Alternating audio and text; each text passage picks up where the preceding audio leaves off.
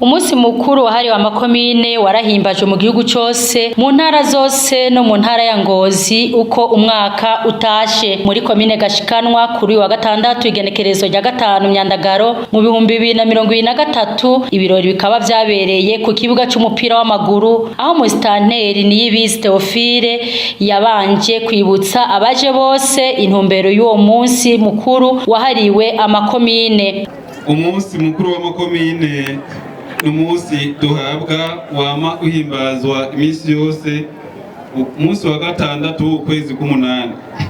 Uyu munsi rero urangwa no kwirimbura, ukaba ukwirimbura kw'ibikorwa vyaranguwe twisunze intumbero ya leta mvyeyi leta nkozi irongoye na nyir'icubahiro Irene Major Ndayishimiye. Uyu munsi mukuru rero uca utwibutsa ukwirimbura aho duheza tukaganira ariko kandi dushima umwe wese uruhara yagize uko ibyo turangura tubirangura turi kumwe na mwese abene gihugu mu ntumbero yo gushika kwihangiro twahawe. Nico gituma ibyo muza kumva twaranguye ibyaranguye na twese turi kumwe, twese duhamarirwa kubyishimira kugira ngo twongera twumvirize umwe wese mu mwega uruhara yoterera kugira ngo tugire ishusho nziza y'ibyo twimeje kurangura muri uno mwaka.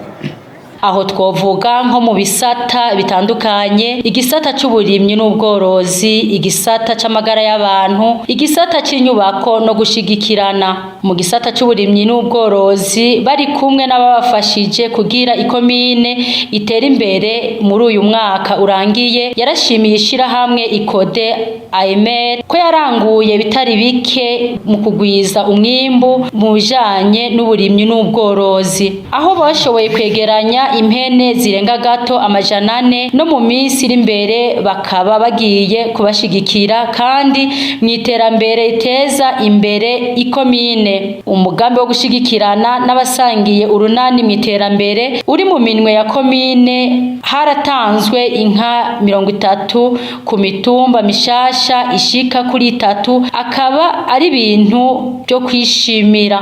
Mu burimyi biciye mu babafasha harabonetse imbuto yo kunganira imyonga imwe, harabonetse imbuto z'ibigori zishika ku matoni 3, harafashijwe abantu nikora itoni imwe, haratanzwe umuceri warimiwe mu mwonga wa Nyacijima, umwimbu wagenze neza. Yaragize n'ico avuga ku myonga mishasha igiye gukora isekeza ryo kurima, nayo ikaba ari Gatobo na Sabunda. Mu bidukikije hoho umugambi uragutse cyane ku buryo buri umwaka hatewe ibiti bigera 240 ku mugambi wa komine, hagahimirizwa ko buri mutumba wotegwa ibiti 120 ku mwaka, bishobotse bakanagwiza na kabiri buri mutumba ugatera amatuta. Mu gisata c'inyubako harubatswe inyubakwa y'amanama